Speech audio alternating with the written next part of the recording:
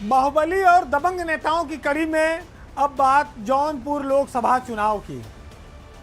Jaunpur Lok Sabha seat hot seat इसलिए बन गई कि धनंजय सिंह ने वहां से चुनाव लड़ने का ऐलान किया, लेकिन भाजपा के सहयोगी दल से टिकट नहीं मिला। बीजेपी ने कैंडिडेट उतार दिया, वो फिर भी नहीं माने तो फिर एक मुकदमे में उनको जेल हो गई। वो फिर भी नहीं माने, उन्होंने अपनी पत्नी के चुनाव लड़ने का ऐलान किया और बसपा से टिकट दिला दिया। फिर वो नामांकन भी श्रीकला धनंजय सिंह ने कर दिया बसपा से, और उसी बात पर उनकी जेल भी बदल दी गई। उनको जौनपुर से बरेली भेज दिया गया। हालांकि बरेली में एक ही रात गुजरी थी और धनंजय सिंह को हाई कोर्ट से जमानत मिल गई। धनंजय के तेवर तब भी कड़े थे, नामांकन हो चुका था, लेकिन ये कहानी अभी क्लाइमैक्स पर नहीं पहुंची थी। अभी इसमें रोचकता बाकी थी। जो रास्ते भर धनंजय सिंह का बरेली से लेकर जौनपुर तक स्वागत हुआ और जो उनके तेवर थे, वो जौनपुर में जाने के बाद कहानी पलटने लगी। वो जो रोचकता लिए हुए कहानी थी कि एक भीषण संघर्ष लोकसभा के चुनाव में देखने को मिलेगा, वो नामांकन के आखिरी दिन धनंजय सिंह ने कहा कि मेरा टिकट कट गया। उन्होंने टिकट लौटा दिया और मायावती रातों रात हतप्रभ रह गई कि अब टिकट किसको दिया जाए।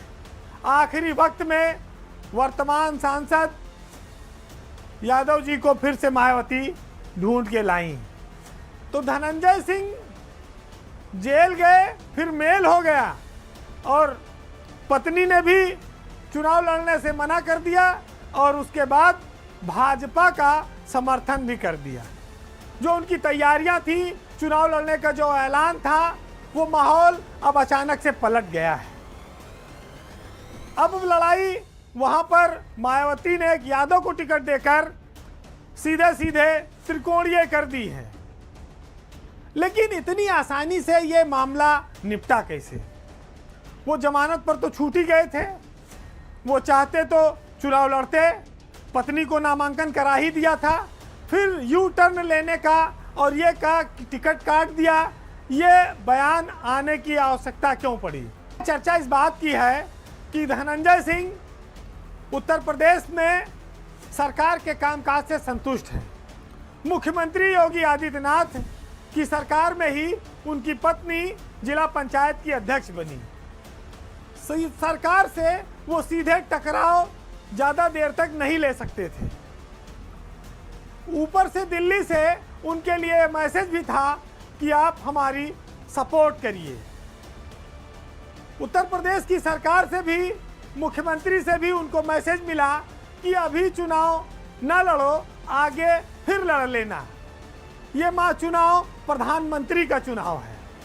अभी बीजेपी को समर्थन की जरूरत है और धनंजय सिंह ने दिल्ली और लखनऊ से तालमेल बिठाते हुए कृपा शंकर सिंह के समर्थन में चुनाव का ऐलान कर दिया।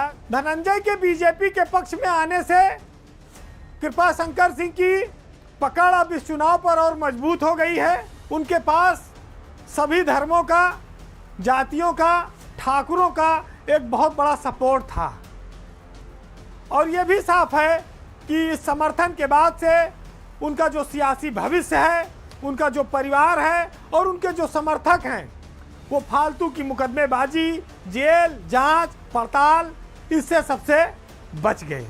और उनके बारे में आपको याद होगा कि बीजेपी को राज्यसभा में सपोर्ट करने वाले अभय सिंह ने बयान दिया कि धनंजय सिंह उत्तर भारत के आज भी सबसे बड़े माफिया हैं।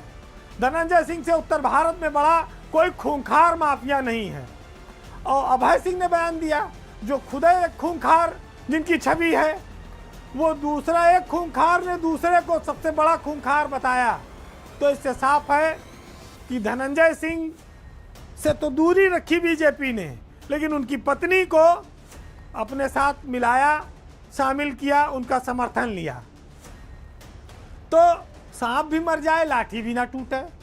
भाजपा इस चुनाव में एक एक करके चुन चुन कर गोट रख रही है और धनंजय सिंह ने भी बुद्धिमानी का परिचय देकर वो भविष्य की स्थितियों को भांप लिया कि आगे चुनाव लड़ने से क्या नुकसान हो सकता है।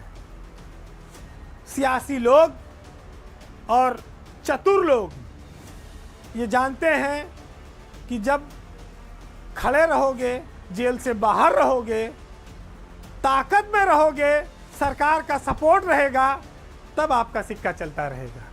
और धनंजय सिंह ने उसी ट्रिक को अपनाया है।